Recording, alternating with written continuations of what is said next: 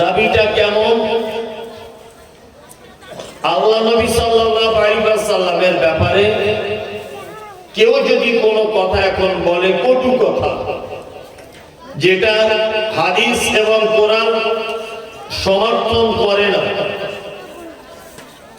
আল্লাহ নবী সাল্লাল্লাহু আলাইহি ওয়াসাল্লামের বিবি আম্মা জান আয়েশা, খাদিজাতুল কুবরা, সাফিয়া, এই সমস্ত বিবিদের ব্যাপারে যদি কেউ কোনো কটু কথা বলে, আল্লাহর নবীর চরিত্রের ব্যাপারে যদি কেউ কোনো কথা বলে, আচ্ছা বলুন তো, আপনারা রাস্তা অবরোধ করতে, প্রয়োজনে নিজের জীবন দিতে, প্রয়োজনে জেল খাটতে, প্রয়োজনে কারোর সঙ্গে লড়াই করতে কারা কারা প্রস্তুত আছেন? নবীর নামে গালাগালি আপনারা বসে থাকবেন? সবাই প্রস্তুত না? যে তাকে যদি পাই তাহলে তার দাঁত আর একটাও রাখবো না, সব ভেঙে পেটের ভিতরে ঢুকিয়ে দেবো, মনে মনে এটা আমরা ভাবি, আর বাস্তবে করিও তাই।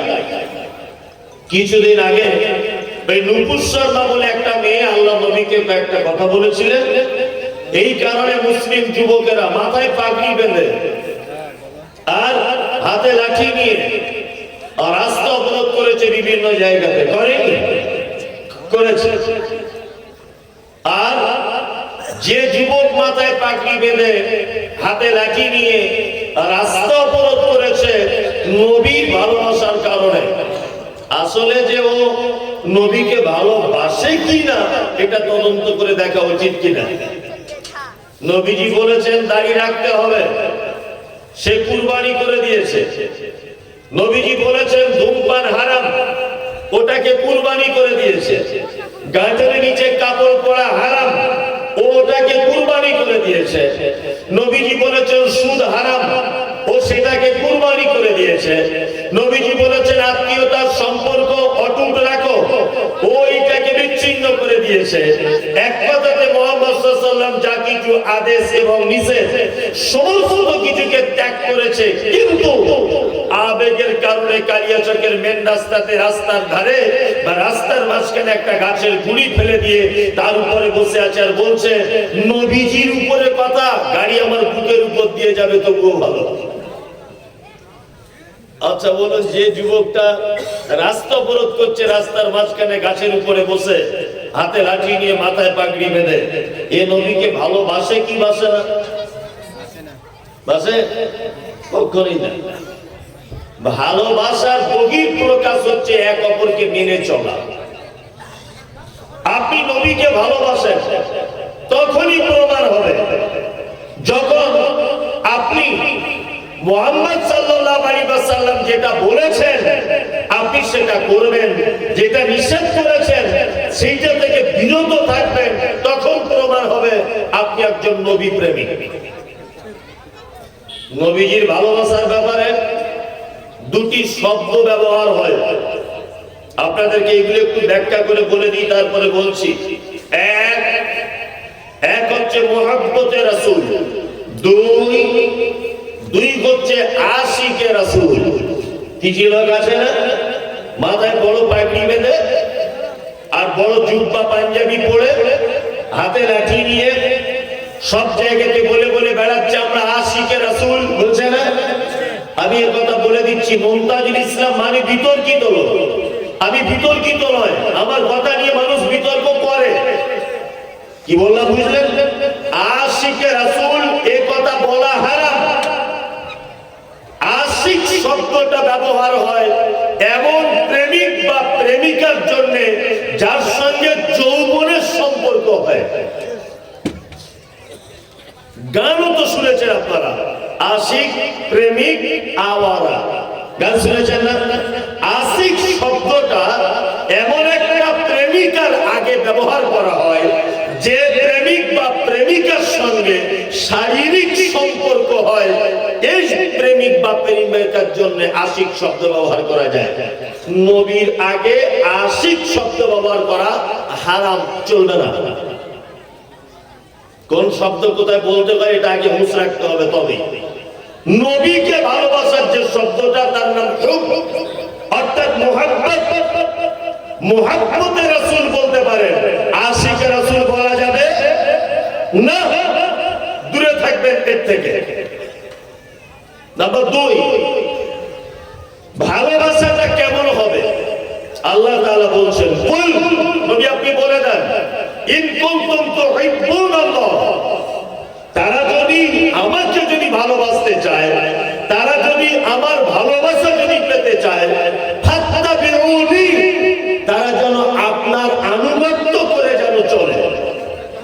তার মানে একটা মানুষ যদি আল্লাহর ভালোবাসা পেতে চায়, একটা মানুষ আল্লাহর কাছে যদি ভালো হতে চায়, একটা মানুষ আল্লাহর পক্ষ থেকে যদি তার ভালোবাসা অর্জন করতে চায়, তাহলে তার কাজ কি? ফাত্তাবিউনি, মুহাম্মদ সাল্লাল্লাহু আলাইহি ওয়াসাল্লামের আনুগত্য করে চলা। কি বললাম বুঝলেন? আনুগত্য মানে আল্লাহ নবী সাল্লাল্লাহু আলাইহি ওয়াসাল্লাম যেটা বলেছেন সেটা মেনে চলা, যেটা ছাড়তে বলেছেন সেটা কি ছেড়ে দাও। বর্তমান বাজারে অনেক এমন আমল আছে যে আমলগুলো আল্লাহ নবী সাল্লাল্লাহু আলাইহি ওয়াসাল্লামের সঙ্গে কোনো সম্পর্ক কি নাই। তার একটা দুটো আমল আপনাকে আমি দেখানোর চেষ্টা করছি।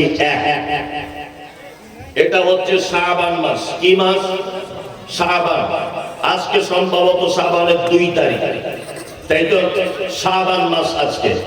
শাবান মাসের ব্যাপারে বলা হয়েছে আল্লাহ নবী সাল্লাল্লাহু আলাইহি ওয়াসাল্লাম এই মাসে অধিক সিয়াম পালন করতেন। কারণ একটা মানুষের জীবনে এক বছরে যা কিছু হয়েছে, যা কিছু ঘটেছে, সমস্ত কিছু রিপোর্ট আল্লাহর দরবারে শাবান মাসে পেশ করা হয়। ওই জন্য মুহাম্মদ সাল্লাল্লাহু আলাইহি ওয়াসাল্লাম বলেছেন, শাবান মাসে আমি এত বেশি রোজা রাখি, সিয়াম পালন করি এই কারণে যে আমার রিপোর্টটা আল্লাহর কাছে এমন এক অবস্থায় পেশ করা হোক যাতে করে আল্লাহর দরবারে আমি একজন সিয়াম পালনকারী হিসাবে বিবেচিত হতে পারি। নাম্বার 2 নম্বর হচ্ছে এই আল্লাহ নবী সাল্লাল্লাহু আলাইহি ওয়াসাল্লাম এই মাসে অধিক মাত্রা সিয়াম পালন করতেন। আরেকটা হাদিস আছে সহিহ মুসলিমের, আবু মুসা আশআরী থেকে হাদিসটা বর্ণিত। সমস্ত উলামাদের ঐক্যমত হাদিসটা দুর্বল ও যঈফ, কিন্তু আল্লামা আলবানী রাহিমাহুল্লাহ তিনি হাদিসটিকে হাসান বা গ্রহণযোগ্য বা আমলযোগ্য বলে রায় দিয়েছেন। সেটা হচ্ছে এই যে শাবানের 15 তারিখ রাত্রিতে আল্লাহ সুবহানাহু ওয়া তাআলা জমিনের দিকে তাকিয়ে 2 শ্রেণীর মানুষকে ক্ষমা করে দেন। সমস্ত মানুষকে ক্ষমা করে দেন, সমস্ত মানুষকে ক্ষমা করে দেন, 2 জন মানুষ ছাড়া। এক, যারা শিরিক করে, মুশরিক, তাদেরকে আল্লাহ ক্ষমা করে না। 2, যার ভিতরে হিংসায় ভরপুর, এক অপরের প্রতি হিংসা বিদ্বেষ পোষণ করে, এই রকম 2 জন ব্যক্তি ছাড়া সমস্ত মানুষকে আল্লাহ সুবহানাহু ওয়া তাআলা ক্ষমা করে দেন। বোঝার চেষ্টা করে। তাহলে এই মাসে আমল কি? একটা, সিয়াম পালন করতে হবে। আর 2 নম্বর আমল কি? 2 নম্বর আমল হচ্ছে এই যে আল্লাহ সুবহানাহু ওয়া তাআলা এই মাসের 15 তারিখে জমিনের সমস্ত মানুষকে ক্ষমা করে দেন, 2 জন মানুষকে ছাড়া। এক, যারা শিরিক করে তাদেরকে ক্ষমা করে না। 2 নম্বর হচ্ছে যার ভিতরে রাগ, হিংসা, বিদ্বেষ রয়েছে, এই লোককে ক্ষমা করে না। 2 নম্বর কাজ হচ্ছে এই মাসে তাহলে শিরিককে বর্জন করতে হবে, আর রাগ, হিংসা, বিদ্বেষ যদি অন্তরে থাকে সেটাকে বার করে অন্তরটাকে সাফ করে ফেলতে হবে। মূলত আপনার এই 2টি কাজ, তাই না? এখন আল্লাহ নবী সাল্লাল্লাহু আলাইহি ওয়াসাল্লাম নির্দিষ্ট কোন তারিখে সিয়াম পালন করেছিলেন মর্মে কোন হাদিস কোরআন জানা যায় না। তবে অধিক মাত্রায় তিনি শাবানে রোজা রেখেছেন মর্মে একাধিক হাদিস থেকে প্রমাণ পাওয়া যায়। কিন্তু আমাদের ভারত, পাকিস্তান, বাংলাদেশের হুজুরেরা খুঁজে পেয়েছে শবে বরাতের রাত, খুঁজে পেয়েছে, আর কেউ খুঁজে পায়নি। পৃথিবীর অন্য কোন দেশের আলেমরা খুঁজে পায়নি। ভারত, পাকিস্তান আর বাংলাদেশ, এই তিনটে দেশের মানুষ খুঁজে পেয়ে গেছে শবে বরাতের রাত্রি বেলাতে ইবাদত করলে এই দিন ভাগ্যের পরিবর্তন হয়। করে কি করে না? করে করে। আল্লাহু আকবার। আচ্ছা বলুন, কোরআনের ভাষাটা, এই ভাষাটা আরবি, বাংলা, ফারসি, হিন্দি, উর্দু কি? আরবি, তাই না? আর হাদিসের ভাষা বুঝেন না নাকি কিছু? হাদিসের ভাষাটা কি? আরবি, তাই না? কোরআন অবতীর্ণ হয়েছে কোন ভাষায়? আরবি ভাষাতে। আর হাদিস আরবিতে, তাই না? সব ফারসি শব্দ, ফারসি শব্দ। বারাত, বারাত আরবি শব্দ, বরকতপূর্ণ, ভাগ্য পরিবর্তনের রাত। ভালো করে বোঝার চেষ্টা করবেন। আচ্ছা, দুই দেশের দু রকমের শব্দ দিয়ে, দুই দেশের দু রকমের নাম দিয়ে একটা নাম হয়? আরে এটা তো ফারসি শব্দ। আল্লাহ নবীর যুগে ফারসি চলতো? তার মানে এটা শবে বারাত হাদিসের সঙ্গে কোনো সম্পর্ক নাই। এই দিন রাত্রের বেলাতে সমস্ত মানুষ ইবাদত করে, বেশি বেশি করে না? বলছে এই দিন রাত্রে ভাগ্যের পরিবর্তন হয়। এই জন্য মানুষ সারা রাত নফল সিয়াম পালন করছে, সারা রাত ধরে নামাজ পড়ছে, সারা রাত জিকির আজকার করছে। এটা অবশ্যই একটা পচা বেদাত। শুধু বেদাত নয়, পচা বেদাত, যা ধারে পাশে পর্যন্ত যাওয়া যাবে না। কি বললাম বুঝলেন? আবার কিছু কিছু মানুষ বলছে যে আল্লাহর নবীকে মেরে দাঁত ভেঙে দিয়েছিল, আল্লাহর নবী শক্ত জিনিস খেতে পারেনি, ওই জন্য নরম নরম জিনিস খেয়েছিলেন, ওই জন্য এই দিন হালুয়া রুটি করা হয়। বলে না? তা তুমি যদি এত নবীকে ভালোবাসো, তা আল্লাহর নবীর দাঁত ভেঙেছিল, তুমিও তোমার দুটো দাঁত ভেঙে দাও। তবে তো বলবো আমার বাপের বেটা, দুটো দাঁত ভাঙো। ও দাঁত ভাঙবে না, বেশ চর্বিওয়ালা গরুর গোস্ত কিনে বিরিয়ানি করে রুটি করে খাবে সেদিন রাতে। পাগল কথা গেলে। আর সব থেকে বড় কথা, উহুদের যুদ্ধে আল্লাহ নবীর দাঁত ভেঙেছে। কোথায়? উহুদের যুদ্ধে। উহুদের যুদ্ধ হয়েছে কবে? আর তোমার শাবান মাসে কি উহুদের যুদ্ধ হয়েছে নাকি? আমার বেটা যদি এখন বলে যে আমি আমার বাপের বিয়ের বরযাত্রী গিয়েছি, কথাটা কেমন হবে?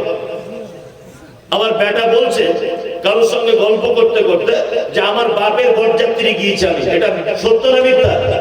মিথ্যা। মানে এই কথার সঙ্গে আমার বিয়ের কোনো সম্পর্ক আছে?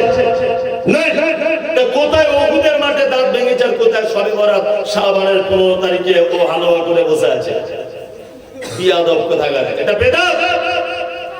কোন মানুষ যদি প্রত্যেক মাসের 13, 14, 15 তারিখে রোজা বা সিয়াম পালন করে যদি অভ্যস্ত হয়, তাহলে সে 13, 14, 15 এই দিন গণনা করতে গিয়ে 15 তারিখ রাত্রি বেলাতে, দিনের বেলাতে রোজা রাখবে, এটা একটা আলাদা সাবজেক্ট। কিন্তু সেই দিন ঢং করে 15 তারিখে শবে বরাত রোজা রাখতে হবে, এইরকম পৃথিবীতে কোনো হাদিস খুঁজে পাওয়া যায় না।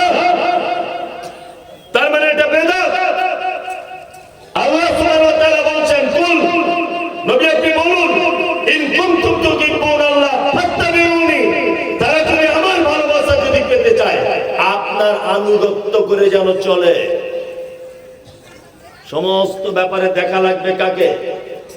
আমার আমলের ব্যাপারে দেখা লাগবে কাকে? মুহাম্মদ সাল্লাল্লাহু আলাইহি ওয়াসাল্লামকে। আমরা মুহাম্মদ সাল্লাল্লাহু আলাইহি ওয়াসাল্লামকে না দেখে শুধু বলছি অমুক হুজুর বলেছে, অমুক ইমাম বলেছে, ইমাম আবু হানিফা বলেছে, ইমাম অমুক বলেছে, ইমাম তমুক বলেছে। কোন ইমামের কথা দিয়ে ইসলাম চলবে? চলবে? আল্লাহ সুবহানাহু ওয়া তাআলা বলছেন, ইয়া আইয়ুহাল্লাযীনা আমানু, এই তোমরা যারা ঈমানের স্বীকৃতি প্রদানকারী, তোমরা শোনো, আতিউল্লাহ, আল্লাহর আনুগত্য করো, ওয়া আতিউর রাসূল, রাসূলের আনুগত্য করো, আর উলিল আমরি মিনকুম, তোমাদের ভিতরে যারা ধর্মীয় নেতা রয়েছে তাদের আনুগত্য করো।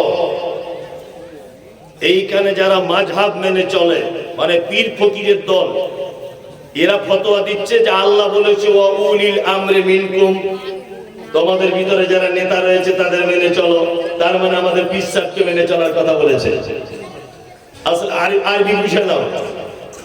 এখানে আলেম ওলামারা যারা আছেন, আপনারা জানেন আল্লাহ শব্দের আগে ব্যবহার করা হয়েছে আতিউল্লাহ। আতিউ মানে আনুগত্য করে চলো। রাসূলের শব্দের আগে এসেছে আতিউর রাসূল, রাসূলের আনুগত্য করে চলো। আর তারপরে আল্লাহ ও ব্যবহার করছেন, মানে এবং